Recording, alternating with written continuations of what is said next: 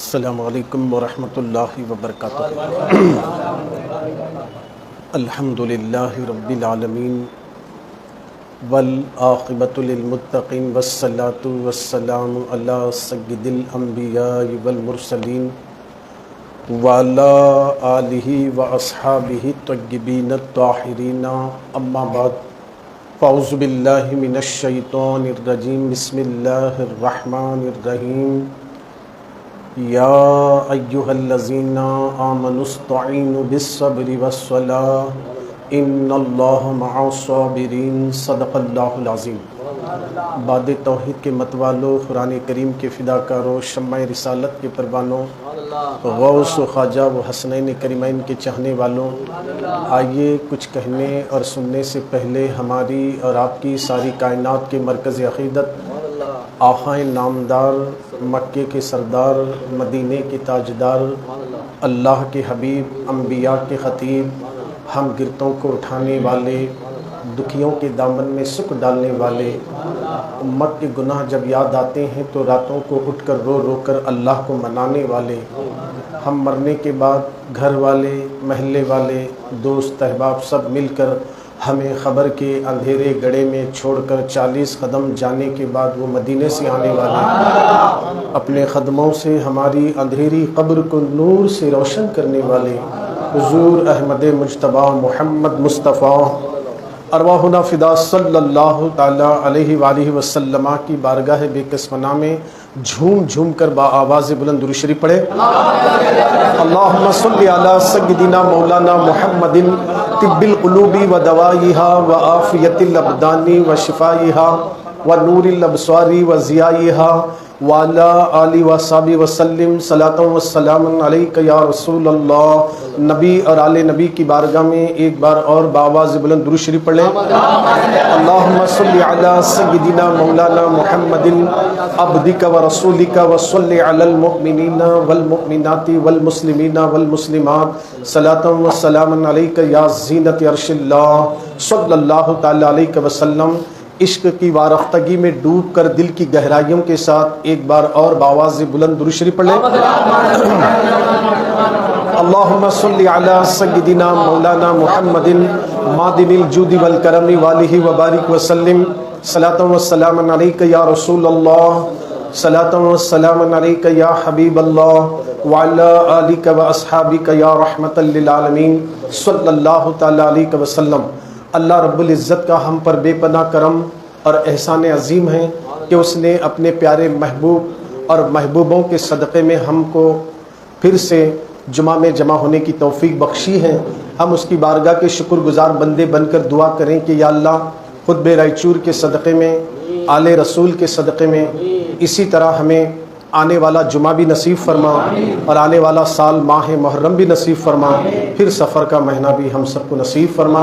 आमीन आमीन या रब्बल आलमीन बिजाही सय्यिदिल मुरसलीन बिरहमतिका या अर्रहमर राहिमीन। मेरे प्यारे आक़ा सल्लल्लाहु अलैहि वसल्लम के प्यारे दीवानों, मैंने वादा किया था कि गुज़श्ता जुमा में आप हज़रात के सामने इमाम हुसैन की शहादत के बाद के वाक़ियात कुछ रखना चाह रहा था, मगर मेरे घर में कुछ हालात ठीक ना होने की वजह से हाफ़िज़ अब्दाल साहब को आपने समाअत फरमाया है। फिर अल्हम्दुलिल्लाह करबला वालों का करम है कि फिर हमें जुमा मिली है, सेहत और तंदुरुस्ती के साथ फिर हम जमा हुए हैं। यकीन जानिए कि अल्लाह का हम पर बेपनाह करम एहसान है। इतनी नाफरमानियाँ करने के बाद भी अल्लाह हमें रोज़ी दे रहा है, पानी पीने के बाद प्यास भी बुझा रहा है, खाने के बाद भूख भी मिटा रहा है। और वो खाना चाहे कैसा भी हो, मसाले वाला हो, सादा हो, उनसे भी खाना खा लें, हाजिमा भी अच्छा हो रहा है। ये सब उसका फ़ज़ल और उसका करम है। और जो रज़्ज़ाक़ हमें इतनी नेमतें नवाजने के बाद भी हम अपने रब के कितने वफ़ादार बंदे हैं, हम अपने रब के कितने वफ़ादार बंदे बनकर उसकी फरमा बरदारी में अमल कर रहे हैं। इसे आप ज़रा आज की इन बातों में गौर से सुनना है और अपनी ज़िंदगी में एक अमली जामा पहनने की कोशिश करें।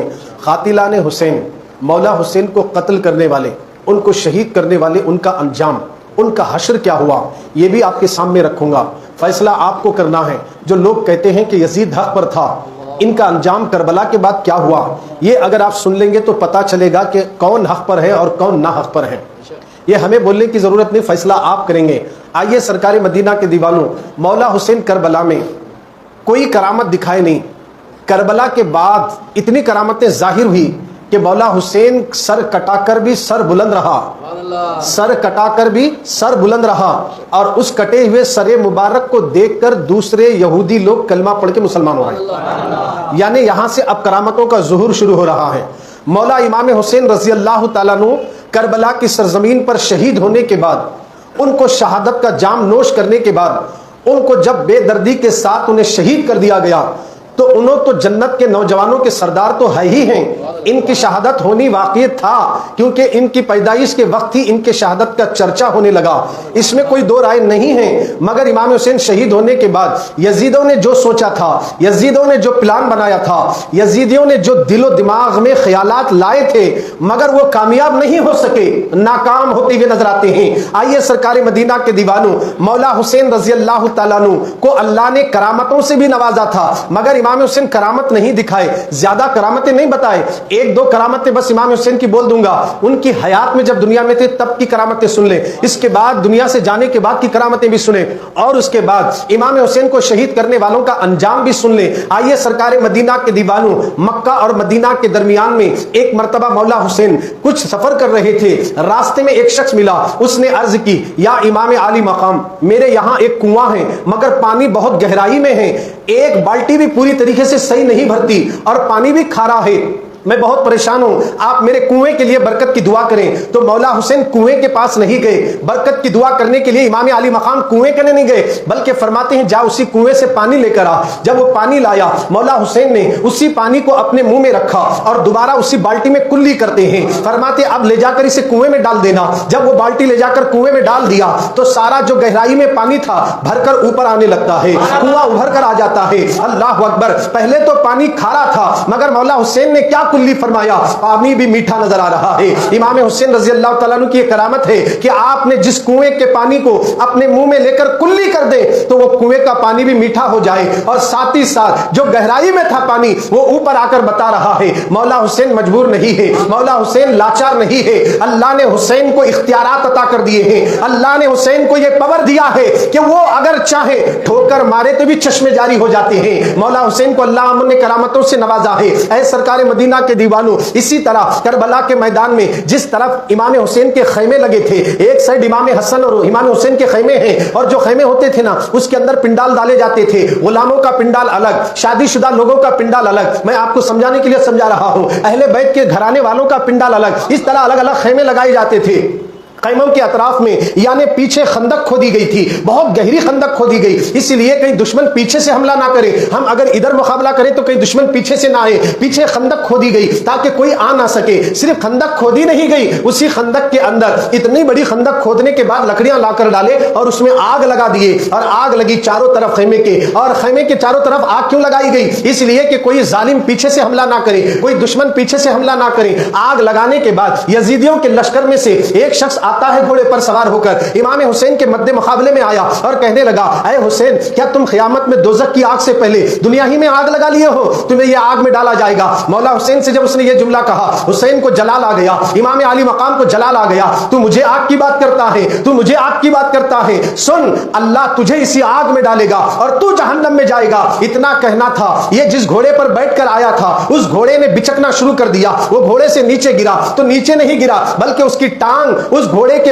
यानी जहां पैर डाले जाते हैं उसमें फंस जाता है, और घोड़ा घुमा घुमा कर उसी आग की खंदक में ले जाकर फेंक देता है, और दुनिया ही में वो जलकर राख हो जाता है। मौला हुसैन को जिसने आग जलाई और उस आग में तुम्ही को जाना होगा कहना था, तो हुसैन के जलाल ने बता दिया। इमाम हुसैन चाहते तो करामतें दिखाते थे, मगर करबला में करामत नहीं दिखाई। करामतें दिखाई गई कब? शहीद होने के बाद। ये मैं आपको आपके सामने उनकी हयात की दो करामतें बताया हूं, ऐसे तो कई एक करामतें हैं। आइए सरकार मदीना के दीवानों, इमाम हुसैन रजी अल्लाह तआला अन्हु इस दुनिया से कूच करने के बाद जो करामतों का ज़ुहूर हुआ है, अल्लाह अल्लाह, आप नहीं जानते। एक यहूदी था, उसकी लड़की थी, वो एक अकलौती बेटी थी, अचानक उसकी आंखों की तमाम तर रोशनी जायल हो गई, आंख से अंधी हो गई। थोड़ी देर के बाद फिर उसके हाथ मफलूज हो गए, उसके पैर भी मफलूज हो गए। वो यहूदी अपनी बीमार बेटी से बहुत परेशान था। अपनी बीमार बेटी जो मफलूज बेटी थी, वो अपनी बेटी को लेकर शहर से कुछ दूर बाग में ले गया, क्योंकि उसका एक बाग खूबसूरत बाग था। शायद यहाँ की आबो हवा से मेरी बच्ची की तबीयत ठीक हो जाए, वो यहूदी अपनी बेटी को बाग में ले गया। चंद दिन गुजरे, वो अपनी बेटी के साथ ही रहा करता था। एक दिन काम की गरज से शहर चला गया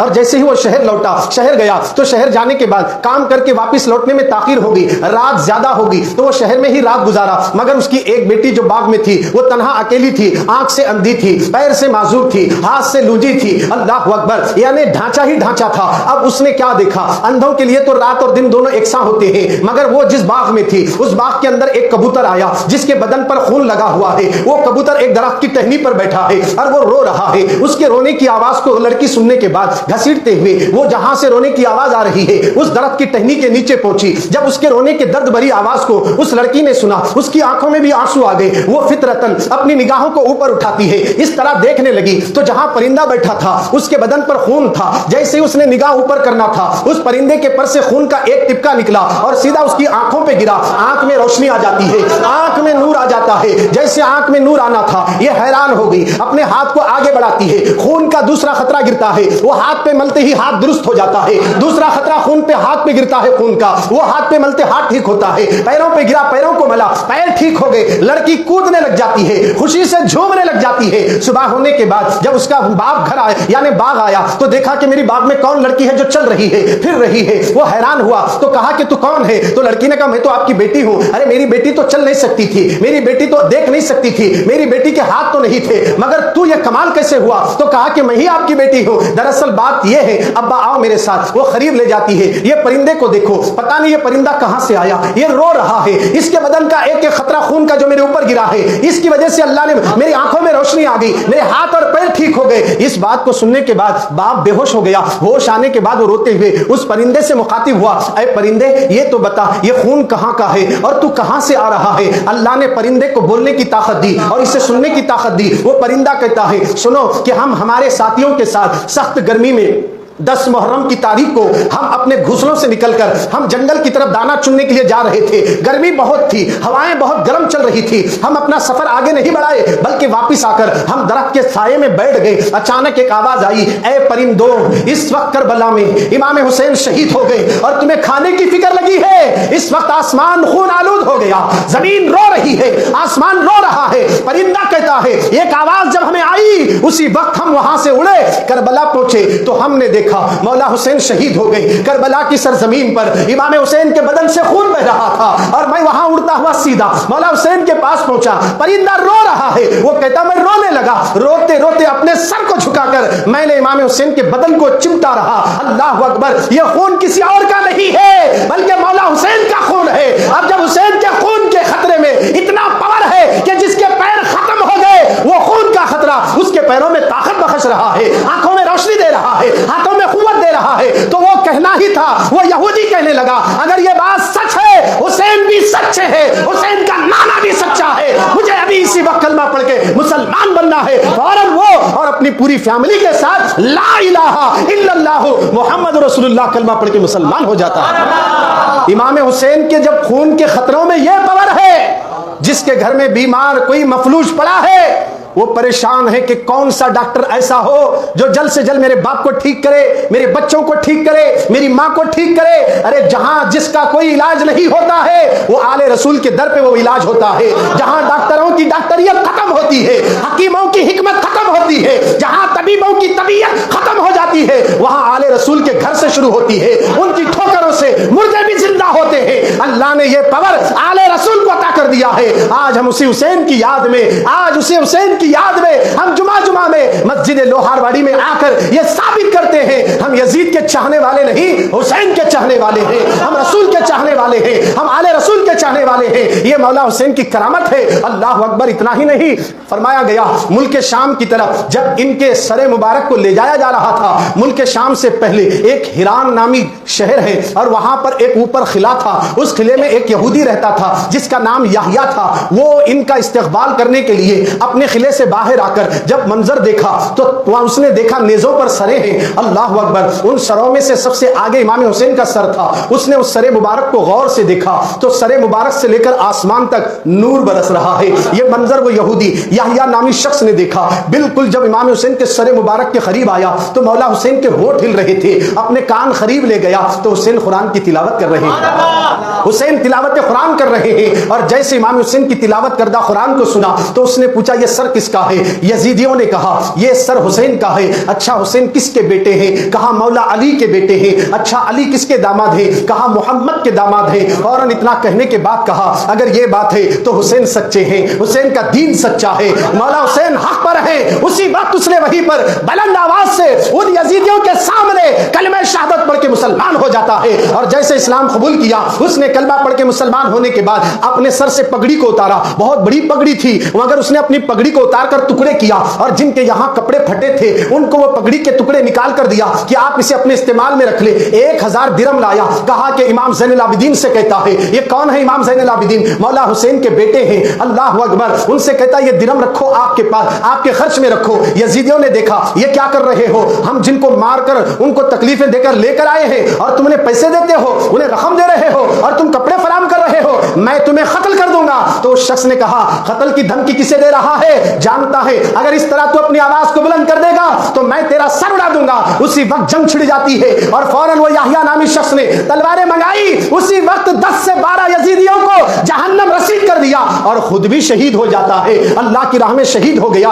उनका मजार मुल्क शाम के करीब हिरान इलाके में मौजूद है आज भी। वहां पर जो भी जाकर दुआ मांगेगा अल्लाह उसकी दुआ फौरन कबूल फरमा देता है। अल्लाह अकबर। जरा गौर करें ये कलमा पढ़ के मुसलमान बनने वाला जो यहूदी था ना, अब जरा गौर करें ये कलमा पढ़ रहा है, ये मुसलमान हो रहा है। क्या देखकर हो रहा है? इमाम हुसैन की करामत देखकर। कटे हुए सर कटकर भी कितने दिन हो गए, इसके बावजूद भी सर से खुशबू आ रही है, रहमतों का नुज़ूल हो रहा है। आसमान से लेकर इमाम हुसैन के सर तक नूर बरस रहा है और कलमा और कुरान मजीद की तिलावत कर रहे हैं और लोग हुसैन की करामतों को देखकर कलमा पढ़ रहे हैं और कलमा पढ़ने वाले इमाम हुसैन का सर उड़ा दिए। लोग हुसैन के सर मुबारक को देखकर कलिमा पढ़ रहे हैं और कलिमा पढ़ने वाले इमाम हुसैन का सर तन से जुदा कर दिए। अल्लाह अकबर। पता ये चला मौला हुसैन से परिंदे भी मोहब्बत करते हैं, जानवर भी मोहब्बत करते हैं और फरिश्ते भी मोहब्बत करते हैं। इसीलिए कहा कि मेरे रसूल ने मौला हुसैन से मैं मोहब्बत करता हूं, तू भी मोहब्बत फरमाना और जो इनसे मोहब्बत करे तो उनसे भी मोहब्बत करना। आज हम भी हुसैन से मोहब्बत करते हैं, आज हम भी इमाम हसन से मोहब्बत करते हैं, आज हम भी शोहदाए करबला से मोहब्बत करते हैं। अल्लाह अकबर। आप गौर करें मौला हुसैन कटने के बाद भी, इस दुनिया से रुखसत होने के बाद भी मरकर मरे नहीं, जिंदा हैं। और करबला का मैदान याद रखिए, होने के बाद इस्लाम बड़ी तेजी से फैलने लगा, पूरी दुनिया में इस्लाम का परचम बुलंद होने लगा। लोगों ने सोचा था कि इमाम हुसैन के कत्ल के बाद, उनकी शहादत के बाद अब सब दुनिया में यजीद का राज चलेगा। नहीं सरकार के दीवाने, मुद्दाई लाख बुरा चाहे तो क्या होता है, वही होता है जो मंजूर खुदा होता है। कत्ले हुसैन असल में मर्गे यजीद है, कत्ले हुसैन असल में मर्गे यजीद है। इस्लाम जिंदा होता है करबला के बाद, इस्लाम जिंदा होता है करबला के बाद। अल्लाह अकबर। इमाम हुसैन की शहादत के बाद ऐसे ऐसे वाक़ये रोनुमा हुए हैं। अल्लाह अकबर। आपके सामने मैं एक चंद बातें अर्ज कर दूंगा। आइए सरकार मदीना के दीवानों, जरा मौला हुसैन के शहीद करने वाले उन खातिलों का अंजाम क्या हुआ यह सुनने से पहले मोहब्बत भरी आवाज में, बुलंद आवाज से एक बार दुरूद शरीफ पढ़िए। अल्लाहुम्मा सल्ली अला सय्यिदिना मौलाना मुहम्मद व अला आलि मुहम्मद व बारिक वसल्लिम सलातन व सलामन अलैका या रसूल अल्लाह। तवज्जो चाहता हूँ, अल्लाह के नबी फरमाते हैं आम दिनों में दुरूद शरीफ पढ़ो तो फरिश्ते लेकर आते हैं। आम दिनों में दुरूद शरीफ पढ़े तो कौन लेकर आते हैं?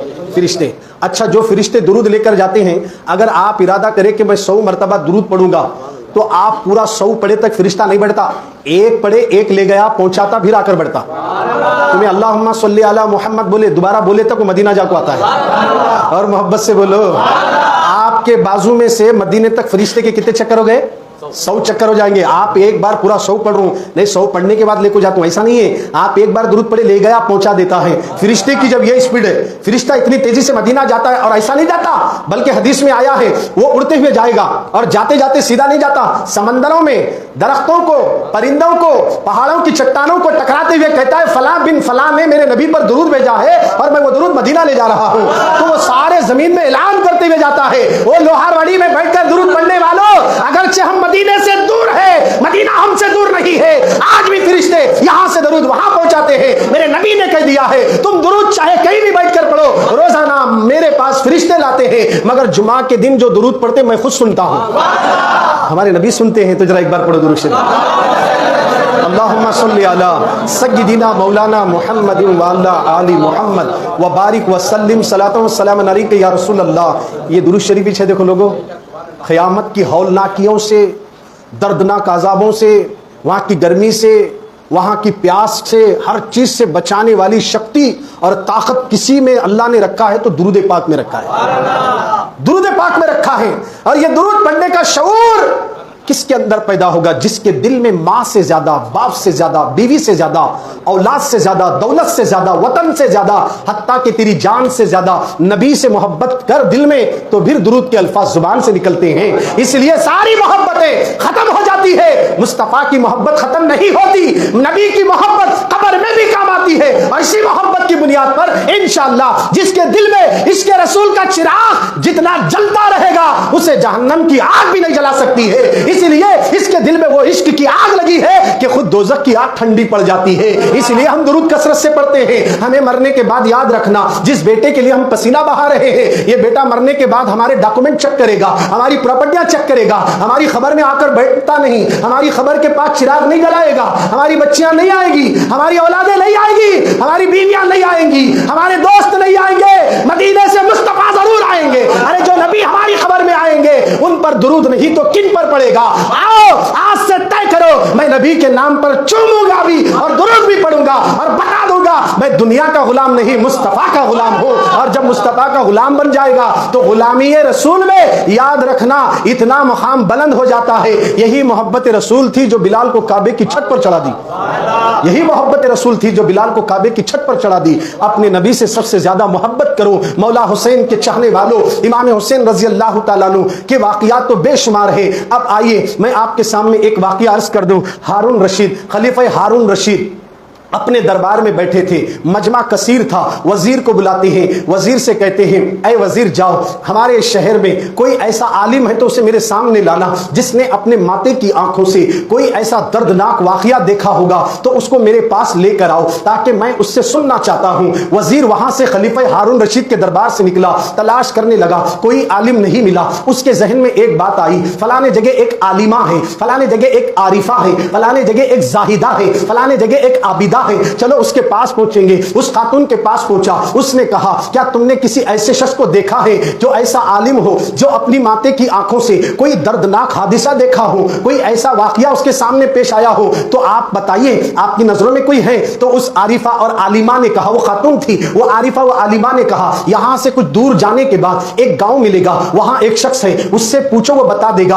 अब जैसे वजीर वहां पहुंचा तो उसने क्या देखा, एक ऐसे शख्स से मुलाकात हुई जो आंख से अंधा है, हाथ भी नहीं है, पैर भी नहीं है, सिर्फ ढांचा पड़ा हुआ था। अब वो वजीर सोचने लगा क्या कहीं मेरे साथ ये आलिमा मजाक तो नहीं करी। वापिस आकर आरिफा से मिला, कहा कि तुमने जिसका पता दिया था उसकी तो ना आंख है, ना पैर है, ना हाथ है, वो क्या देख सकेगा? तो उस आरिफा ने कहा तेरे बादशाह को उसके हाथों से क्या मतलब, पैरों से क्या मतलब, आंखों से क्या मतलब, जुबान से मतलब है, उससे पूछो जुबान से बता देगा। ये कहकर वजीर वापिस लौटा और उस शख्स को डोली में बिठाकर खलीफा हारून रशीद के दरबार में लाया और लाकर खड़ा लाया गया। तो वजीर ने कहा यही वो शख्स, इससे पूछा जाए। खलीफा हारून रशीद ने जब उससे पूछा कि बता तेरी आंख नहीं है, तेरे पैर भी नहीं है, तेरे हाथ भी नहीं है, क्या ये तू पैदाइश से ऐसा है या बीच में कोई हादिसा हुआ? उसने कहा नहीं, बीच में हादिसा हुआ, मैं पैदाइश से ऐसा नहीं हूं। कहा दरअसल बता तो सही कौन सा हादिसा हुआ? उसने कहा कि मैं मुसलमान हूं, मैं एक ताजिर था, तिजारत करने वाला था, मेरा एक बहरी जहाज भी था, मैं जहाज में मुसलमानों का माल लेकर इस कोने से उस कोने तक जाता था। एक मर्तबा हजारों मुसलमान मेरे जहाज में सवार थे, माल भी था, और जब जहाज जाते जाते एक बड़ी चट्टान को टकरा गया जिससे जहाज टुकड़े टुकड़े हो गया, हजारों लाखों लोग मर गए और मैं बचा एक तख्ते पर बैठा। वो तख्ता चलते चलाते दरिया के एक किनारे पहुंचा और जैसे मैं किनारे पर आया, तख्ते से नीचे उतरा, वहां की जमीन पूरी पीली थी और मैं जमीन पर उतरते ही सबसे पहले 2 रकात नमाज पढ़ लिया। नमाज पढ़ने के बाद मैंने अपनी नजर को दौड़ाया, मुझे एक महल के पास एक कुआं दिख रहा था। मैं उस कुएं के पास गया, वहां पानी बड़ा शफाफ और साफ था। मैंने पानी को देखा तो उसी कुएं के ऊपर एक शख्स लटका हुआ है और उसके सर पर आग की लकड़ियां जलाई जा रही है और वो रोते और बिलखते हुए कहने लगा मुझे एक घुट पानी पिला दो, मैं बहुत प्यासा हूं, मेरा हलक सूख रहा है, मैं सख्त तरीन आजाब में गिरफ्तार हूं। मुझे पानी चाहिए, अल्लाह के वास्ते पानी पिला दो। तो वो शख्स कहने लगा, मैं पानी पिलाने के लिए आगे बढ़ा, एक गैबी आवाज आई, खबरदार इसे पानी मत देना, ये अल्लाह का दुश्मन है, तो अल्लाह के दुश्मन को पानी देगा। ये आवाज मेरे बदन में लर्जा पैदा कर दी, मैंने उसे छोड़ दिया, अंदर महल में दाखिल हुआ। मैंने महल के अंदर एक गड़ा देखा, उस गड़े में आग लगी है और उस आग के अंदर कई लोग चल रहे थे और वो आग में पुकार रहे थे, है कोई हमें अल्लाह के नाम पर बाहर निकालने वाला, हमें इस आग से बचा लो, ये आग हमें जला रही है। मैंने इनकी हमदर्दी पर हाथ आगे बढ़ाया तो एक गैबी आवाज आई, तुम ऐसा नहीं सुनोगे, ये सब अल्लाह के दुश्मन है और तुम इनकी मदद करते हो। ये कहकर गैबी आवाज आई और फौरन उस पर एक गजब की बिजली गिरी, उसी वक्त आंख से अंधा हो गया, उसके हाथ भी निकल गए, पैर भी कट हो गए और आवाज आई, बोल अब क्या तू जहन्नम के आजाब में मुब्तला होना चाहता है, क्या यही आजाब तेरे लिए बेहतर है? वो रोते हुए कहने लगा, यही आजाब मेरे लिए सबसे बड़ा है, मुझे यही दर्द बहुत तकलीफ हो रही है, मुझे दोज़ख के आजाब से नहीं इसी आजाब में मुब्तला रहना है। ये आवाज सुनने के बाद जब मैंने यही कहा कि यही मेरे लिए बेहतर है, तो मैं जाने से पहले उस गैबी आवाज से कहा, अच्छा ये तो बताओ, जिसको मैं पानी पिला रहा था, जिसको लटकाया गया, जिसके सर पे आग लगी है, वो पानी के लिए तड़प रहा था, वो कौन है? तो आवाज आई, वो यजीद है, वो इमाम हुसैन को शहीद कराने वाला यजीद है, उसको हम सजा दे रहे हैं। और ये गले में जो रो रहे हैं, आग में जो जल रहे हैं, ये यजीद की मदद करने वाले सारे यजीदी हैं, इनको ये सजा दी जा रही है। ये वाकया सारा आंखों देखा हारून रशीद के दरबार में बयान किया जा रहा है। मौला हुसैन को शहीद करने के लिए मंसूबे बनाने वाला, प्लान बनाने वाला यजीद का अंजाम क्या हुआ, दुनिया ने आंखों से देखा और दुनिया को बता दिया गया कि यजीद वो यजीद है, नमाज नहीं पढ़ता था, इबादत नहीं करता था, हुसैन और आले रसूल से दुश्मनी करता था, उनका अंजाम दुनिया ने देख लिया। लोगों अब तो समझो, अगर कोई यजीद को माज़अल्लाह ये कहता है वो हक पर था, माज़अल्लाह, ऐसा कहने वाले का अंजाम क्या होगा, उसका हश्र क्या होगा। अल्लाह अकबर। हम यजीद के चाहने वाले नहीं, हम तो हुसैन के चाहने वाले हैं, हम मौला हुसैन के चाहने वाले हैं। ऐ इमाम हुसैन पर मर मिटने वालों, ये यजीद का अंजाम ने आपने देख लिया। अब आइए, मुख्तियार नामी शख्स, मुख्तियार सकफी, फौरन जेल से रिहा होने के बाद उसने सन 65 हिजरी में एक बहुत बड़ा लश्कर तैयार कर लिया और उसे पता चला कि करबला की सरजमीन पर आले रसूल को पानी बंद करके तड़पा तड़पा कर शहीद कर दिया गया। तो उसने ये कसम खाई कि जब तक मौला हुसैन के एक एक कातिल का मैं बदला नहीं लूंगा, चैन से नहीं बैठूंगा। मुख्तियार सकफी नामी ने एक बहुत बड़ी फौज तैयार की और सबसे पहले इमाम ज़ैनुल आबिदीन के घर आता है। तवज्जो चाहता हूं, मौला हुसैन के बेटे के पास आया और आकर उसने कहा कि हुजूर, मैं करबला में जिन लोगों ने आप लोगों को तकलीफ पहुंचाई, उन सब लोगों को चुन चुन कर मारने की कसम खाया हूं, मुझे आपकी दुआओं की जरूरत है, आप मुझे दुआओं से नवाज दीजिए। तवज्जो चाह रहा हूं। मुख्तियार सकफी ने इमाम ज़ैनुल आबिदीन से पूछा तो आपने कहा कि आप उन्हें कैसे मारेंगे, वो तो भाग जाएंगे, छुप जाएंगे। तो उसने कहा, अगर वो सांप की बिल में भी जाकर बैठे तब भी मैं नहीं छोड़ूंगा, एक एक को चुन चुन के मारूंगा, तुम मुझे दुआ दो, तो मुझे दुआ दो। इमाम ज़ैनुल आबिदीन दुआ देते हैं। अब अल्लाह जब किसी को अपने आजाब में लेना चाहता है ना, अपनी गिरफ्त में लेना चाहता है ना, उसे कोई नहीं बचा सकता। अब सबसे पहले मुख्तियार सकफी ने ऐलान कर दिया कि जाओ कातिलाने हुसैन को तलाश करो, एक एक कर को मेरे सामने पकड़ कर लाना। इस तरह ऐलान सुनने के बाद कूफे की जमीन दहल गई, लोग कांपने लगे। शिमर, होली, हुरमला, अमर बिन साद कांपने लग गए। ये वही लोग हैं जो मौला हुसैन को करबला के मैदान में चारों तरफ से घिराव करे थे और इन्हीं लोगों ने तलवारें चलाई थी। अब होता क्या है, सबसे पहले शिमर पकड़ा जाता है। शिमर कौन है? ये वही शख्स है जिसने इमाम हुसैन की गर्दन पे तलवार चलाई। जैसे इसने तलवार चलाई ना, ये वही शख्स है। जब मुख्तियार सकफी के सामने लाया गया तो मुख्तियार सकफी जैसे ही शिमर को देखा तो उसके जिस्म में एक किस्म की कैफियत बिजली की तरह कड़कने लगा कि जालिम, तू ही वो शख्स है जो अपने नापाक हाथों से मौला हुसैन की गर्दन पर तलवार चलाया। तुझे नहीं मालूम ये फातिमा के जिगर के टुकड़े थे, तूने हरम काबा के सुतून को गिरा दिया, तूने मौला हुसैन की गर्दन पे तलवार चलाने की जुर्रत कैसे की? अब मैं तेरा वो अंजाम करूंगा कि दुनिया देखते रहेगी। फौरन उसने जल्लाद को हुक्म दिया, इसके दोनों हाथ काट दिए जाएं। फौरन तलवार चली, दोनों हाथ काट दिए गए और उसके बाद का इसके दोनों पैर भी काट दिए जाएं। उसी वक्त उसके पैर भी काट दिए गए और उसके बाद उसका सर उसके तन से उड़ा दिया गया। टुकड़े टुकड़े करके मुख्तियार सकफी उसकी लाश को कुत्तों के सामने डालकर चला गया। तवज्जो चाह रहा हूं, ये वो शख्स है जिसने इमाम हुसैन की गर्दन पर तलवार चलाई थी। अभी ये बात खत्म नहीं हुई, दूसरा पकड़ा गया, उसका नाम था हुरमला। कहा कि हुरमला को लाया गया। ये कौन है? कहा ये वही शख्स है जिसने 6 माह के बच्चे पर तीर चलाया था। ऐ मुख्तियार, ये वो हुरमला है जिसने मौला हुसैन के बेटे के गले पर तीर चलाया था। जैसे ही हुरमला के बारे में सुना, मुख्तियार सखफी की आंखों में सुर्खी आई और उसने कहा, अरे जालिम, तूने एक नन्हे बच्चे की गर्दन पे और उनके गले पे तीर चलाया हलक पर, अब इसकी गर्दन और हलक पर इतने तीर चलाओ। इतने तीर चलाए गए हलक पर, और एक ऐसा बड़ा तीर मारो कि उसके हलक से पार हो जाए। और इतना बड़ा तीर मारे, वहीं उसने दम तोड़ा तो उसी वक्त उसकी लाश को भी उठाकर कुत्तों के सामने डाल दिया और कुत्तों के हवाले कर दिया। इधर बात पूरी खत्म नहीं हुई, तीसरा भी पकड़ा गया। बड़ी तेजी के साथ काम कर रहे थे मुख्तियार सखफी के सारे लोग। उसके बाद जो मिला, कौन मिला? खोली नामी मिला। ये वो शख्स है जिसने इमाम हुसैन के सर को तन से निकाल कर, तवज्जो चाह रहा हूं, सर मुबारक को तन से निकाला, शिमर तलवार गर्दन पे मारा था, मगर गर्दन सर को अलग करने वाला खोली, और सर को अलग करने के बाद नेजे में चुबाकर ऊपर उठाने वाला खोली था। अल्लाह अकबर। मौला हुसैन के सर मुबारक को, तवज्जो चाह रहा हूं, इमाम हुसैन के सर मुबारक को अपने नेज़े में चलाने वाला ये वही शख्स है। जैसे मुख्तियार सुनना था, पलट कर देखे तो अब मुख्तियार का चेहरा लाल था। उसने कहा, अरे जालिम, तूने मौला हुसैन के सर को उनके तन से जुदा कर दिया।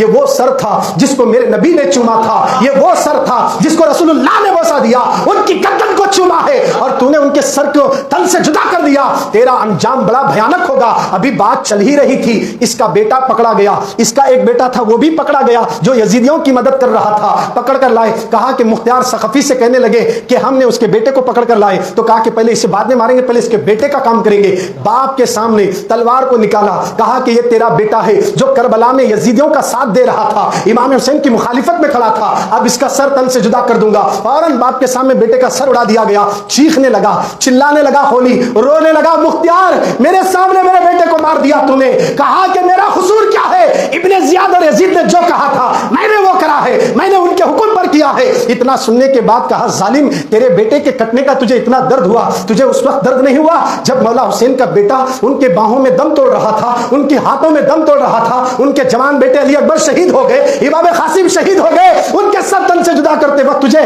खौफ नहीं आया? और आज तेरे बेटे के मरने पर वैवाला मचाता है, अब तेरा भी वही अंजाम होगा। इसका भी सर उड़ा दिया गया, इसके भी हाथ और पैर काट दिए गए, और इसको खत्म करने के बाद यहीं पर बस नहीं हुआ, मुख्तियार ने आग लगाकर जलाया और जलाकर उसकी राख को हवा में उड़ाकर वहां से चला गया। यह इमाम हुसैन को शहीद करने वालों का अंजाम है। इमाम हुसैन के जितने चाहने वालों को शहीद करे ना, एक एक करके चुन चुन के मारा है मुख्तियार सखफी ने। और बहुत से लोग करबला के वाकयात सुनते हैं, इसके बाद के वाकयात नहीं मालूम। अरे जो लोग हमारे हुसैन के सामने 22,000 का लश्कर लेकर खड़े थे ना, तलवारा लेकर, उनको बड़ा फख्र था कि हम इमाम हुसैन को टाइट कर दिए, अब हम यजीद के पास ढेरों इनाम लेंगे, हमें कुर्सी मिलेगी, हम राज करेंगे। उन्होंने ये सोचने लगे। अब उनका अंजाम आपने सुन लिया, शिमर का हशर, होली का हशर, हुरमला का हशर और यजीद का हशर। इसी तरह इब्ने जियाद का भी बहुत बुरा हशर हुआ है। बात आ गई तो मैं आपको आगे बढ़ाने से पहले एक बार जरा आल नबी और आले नबी पर दुरूद शरीफ पढ़िए। अल्लाहुम्मा सल्ली अला सय्यिदिना मौलाना मुहम्मद व अला आलि सय्यिदिना मौलाना मुहम्मद व बारिक वसल्लिम सलातन व सलामन अलैका या रसूल अल्लाह सल्लल्लाहु तआला अलैहि वसल्लम। मैदान करबला की सरजमीन पर इतना बड़ा वाकया रुनुमा होने के बाद ये जो इमाम हुसैन का वाकया हुआ है, करबला जो वाकया हुआ है, वो सन 60-61 हिजरी में हुआ है या 62 हिजरी या 60 में हुआ है, मगर इसके बाद जो सजाएं दी गई है वो 65 हिजरी में हुई है। इसी तरह सरकार मदीना के दीवानों, दुनिया वालों को पता चल गया मौला हुसैन और आले रसूल से टक्कर लेने वालों का अंजाम क्या होगा।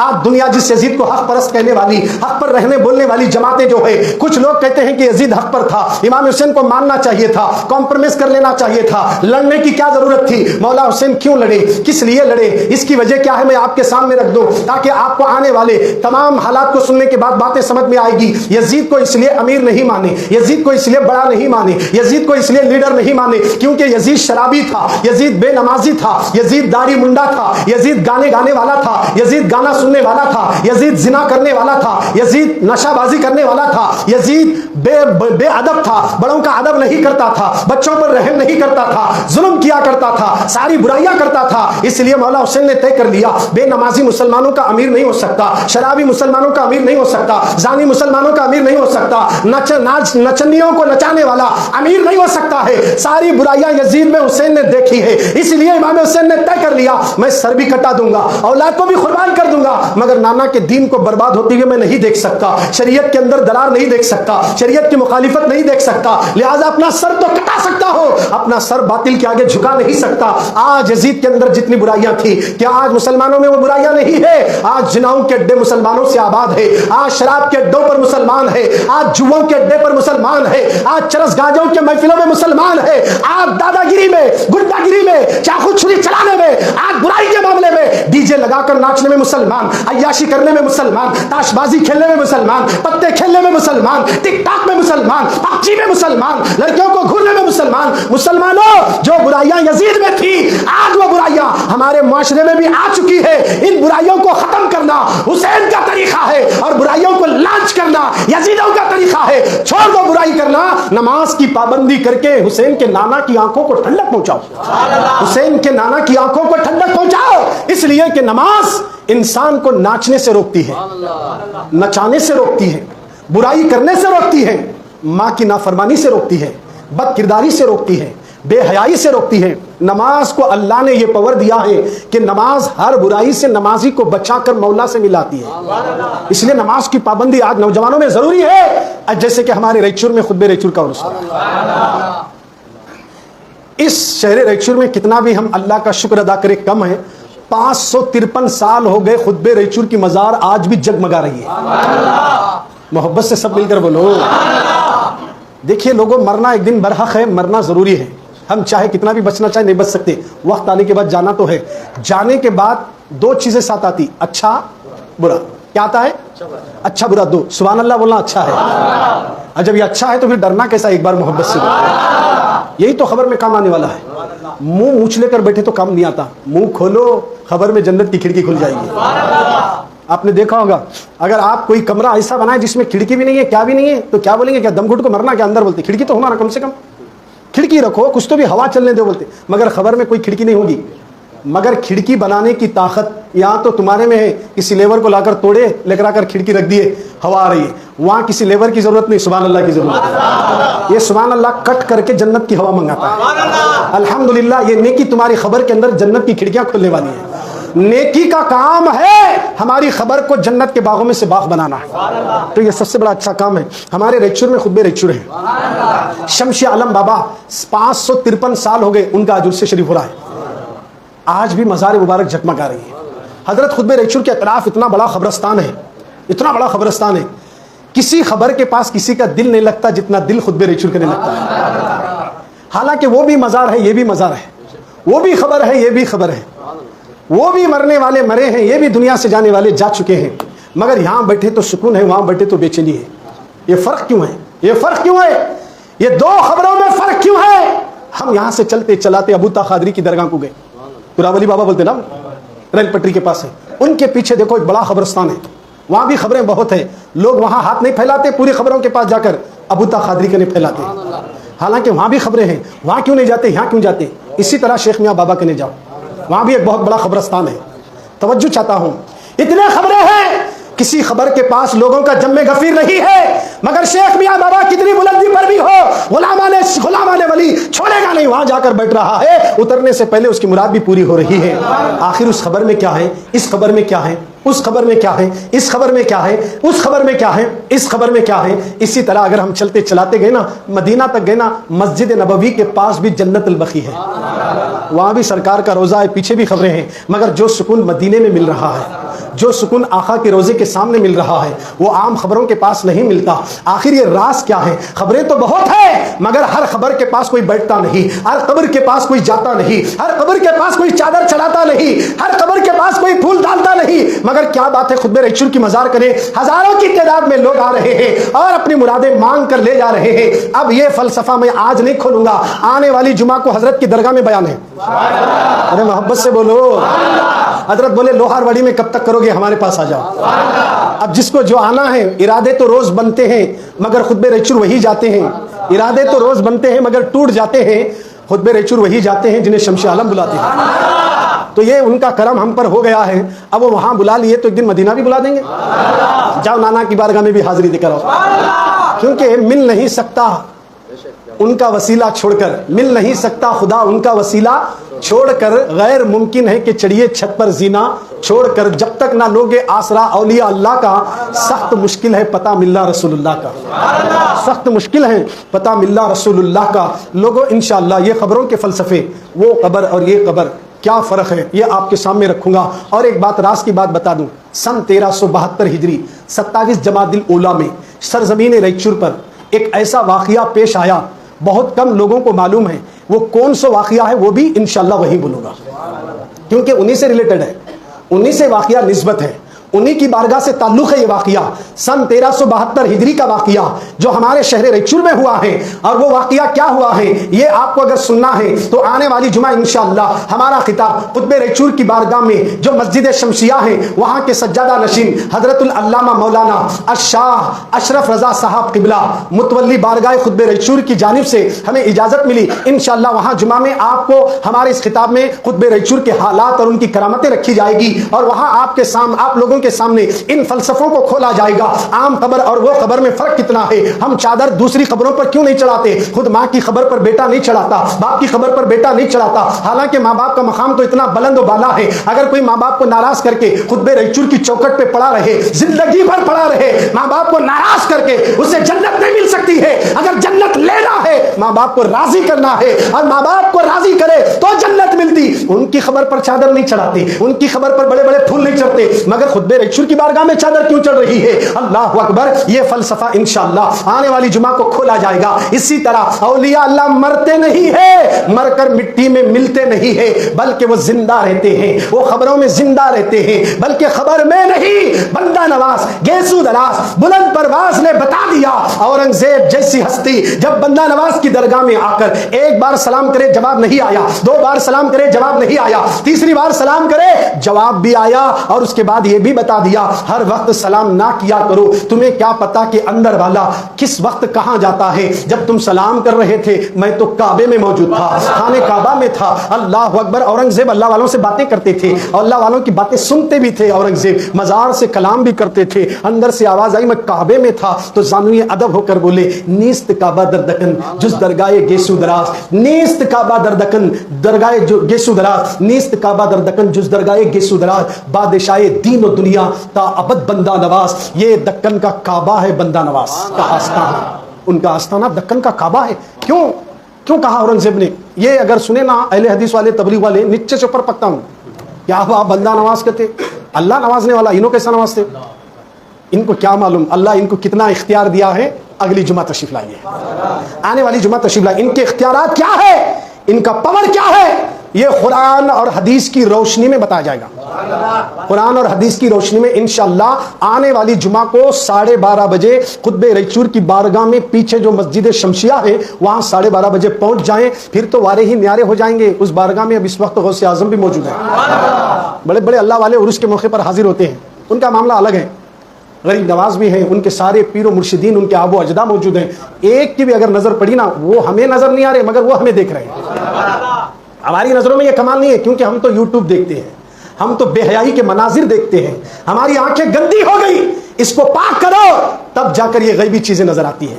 अब इसको पाक करने के लिए नमाज की जरूरत है, इसको पाक करने के लिए रात की इबादत की जरूरत है, इन आंखों को साफ करने के लिए इन निगाहों में माँ बाप के चेहरे को बसाने की जरूरत है, मुर्शिद के तसव्वुर को बसाने की जरूरत है, अल्लाह वालों के आस्थानों को बसाने की जरूरत है। अरे आंखें बेहयाई के मनाजिर देखने के लिए अल्लाह नहीं बनाया, अल्लाह सबको बचाए। आज मोबाइल के जरिए हमारा नौजवान तबका बिगड़ रहा है। नौजवानों, खुतबे रैचूर का उर्स हो रहा है, अब चादरें निकालते वक्त मैं रिक्वेस्ट कर रहा हूं डीजे मत लगाओ। इसके बाद भी अगर लगाओगे इसके जिम्मेदार हम नहीं तुम होंगे।